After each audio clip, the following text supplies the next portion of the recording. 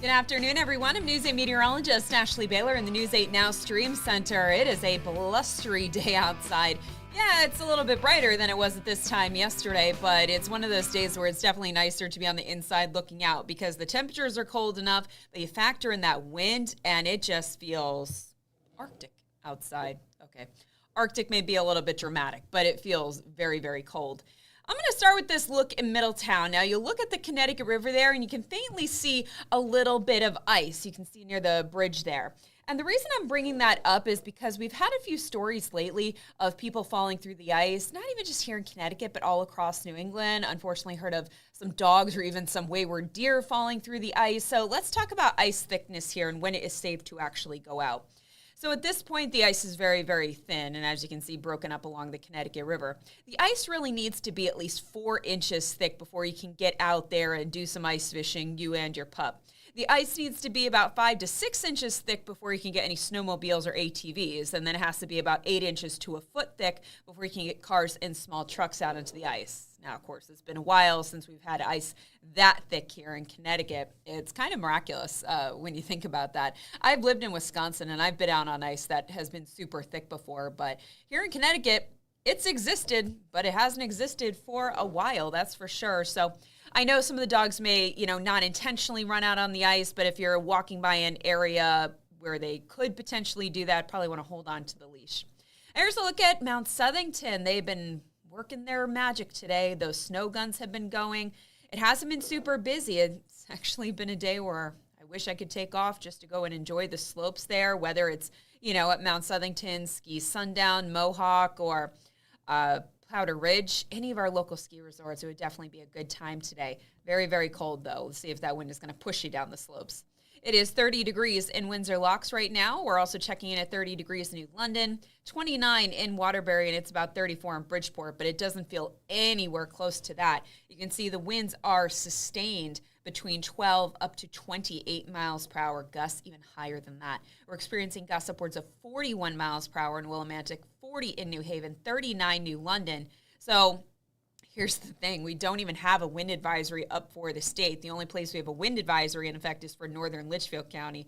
But the last time we had a wind advisory, the winds were not even this strong. So I don't know. It doesn't fully make sense to me, but it's not up to me to issue the advisories, watches, or warnings. Now, with those cold temperatures and that biting wind, you get the wind chill. So this is what it actually feels like when you step outside. And it certainly feels like it's in the teens across most of the state. In a couple places, it feels like it's in the lower 20s. So here's our hour by hour, which is going to show you mainly clear skies as we head overnight into tomorrow morning. This pattern's really not going anywhere. We're going to start off with sunshine tomorrow. Those temperatures are going to be in the teens. Wind chills will be in the single digits. In some places, it may even be a couple degrees below zero. So through your Wednesday, a few clouds are possible, but overall lots of sunshine. But of course, it's that cold sunshine. Here's a look at the wind chill for tomorrow morning. You really want to bundle up as you head out, especially if you have to wait at any of the train platforms or for the kids that have to wait outside at the bus stop. Those wind chills are going to be in the single digits, and a couple places, you're going to see some of those minus signs. As we head into tomorrow afternoon, temperatures will come up into the upper 20s and low 30s, but it won't feel anywhere close to that. It'll feel like it's in the single digits and teens. So the bottom line is dress for the single digits and teens for tomorrow. Tonight, mainly clear. It is going to be cold. It is still going to be windy, and not much changes tomorrow. A few clouds, that's about it. And this pattern is going to carry right into Thursday. Thursday is going to be another blustery day. Finally, by Friday, the wind is going to come down. That is going to allow temperatures to rebound more into the mid-30s, which is closer to where we should be for this time of year. So not a bad way to end the week, but then we get into the start of the weekend. And, of course, Saturday and Sunday, people are usually out. Well, Saturday may not opt to go out. We are looking at this storm system that will be sliding to our south. But at this point, it looks close enough that we're going to tap into at least some light snow associated with it. So that seems somewhat reminiscent of what we saw yesterday, that light snow moving through. It can put a quick coating, inch, maybe upwards of 2 inches on the ground in this situation. Yesterday, it was only a coating, but going into Saturday, because the time of the snow is going to be a little bit longer, we could see, again, a coating, an inch in quite a few places, maybe upwards of 2 inches.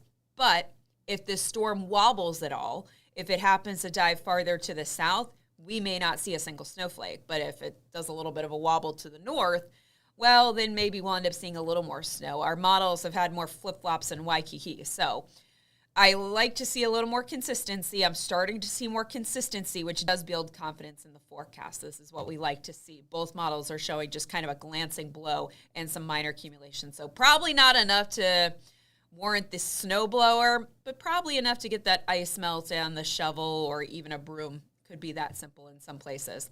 And we get into Sunday, that day will be a little better and brighter. Temperatures are looking good for Monday and Tuesday, and then we start to dive back into the 20s and 30s by next Wednesday. But that's 8 days out. Things could certainly change between now and then, but kind of your typical January 8-day forecast, other than the fact it's rather windy. But we've had far worse wind chills than this. This is really nothing we can't handle. It's just unpleasant to be outside. That's kind of all it is. All right.